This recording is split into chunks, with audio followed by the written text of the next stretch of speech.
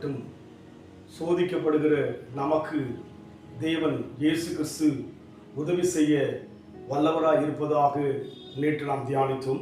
இந்த வேளையிலும் கூட எபிரேயர் 7ஆம் அதிகாரம் 25ஆம் வசனம், மேலும் தமது மூலமாய் தேவனிடத்திலே சேர்வுகளுக்கு வேண்டுதல் செய்யும்படிக்கு அவர் எப்பொழுதும் உயிரோடு இருக்கிறபடினால் அவர் முற்றுமுடிய ரட்சிக்க வல்லமை உள்ளவராய் இருக்கிறார்.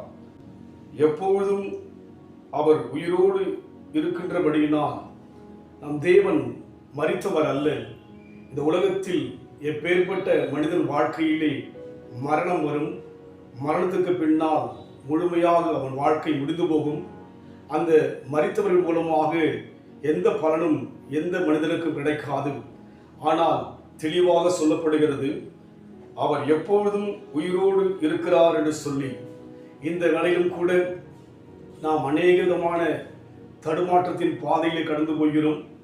அவர் உதவி செய்ய வல்லவராய் இருக்கிறார். காரணம், அவர் எப்பொழுதும் உயிரோடு இருக்கிறார்.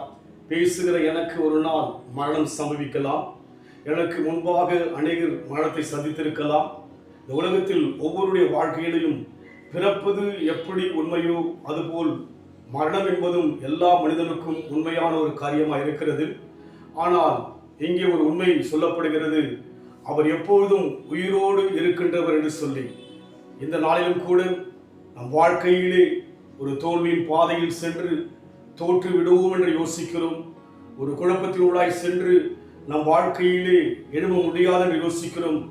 ஒன்றை மறந்து போக வேண்டாம், தேவன் இயேசு கிறிஸ்து எப்பொழுதும் உயிருள்ளவராயிருக்கிறார். அவர் இன்றைக்கும் சோதிக்கப்படுகிற நமக்கு உதவி செய்ய வல்லவராயிருக்கிறபடினாலே சோர்ந்து போக வேண்டாம். அழைத்த தேவன் நிச்சயமாகவே நம் வாழ்விலே வெளிப்பட, நம் வாழ்க்கையில் இருக்கிற பிரச்சனையை தீர்க்க எப்போதும் உயிரோடு இருக்கிறபடினாலே நாம் தேவனை நோக்கி பார்க்க, தேவனை சார்ந்து வாழ நம்மை ஒப்புக் கொடுப்போம். இன்னும் நெருக்கி நெருக்கி சுற்றி என்னை சூழ்ந்திருக்கின்றீர்.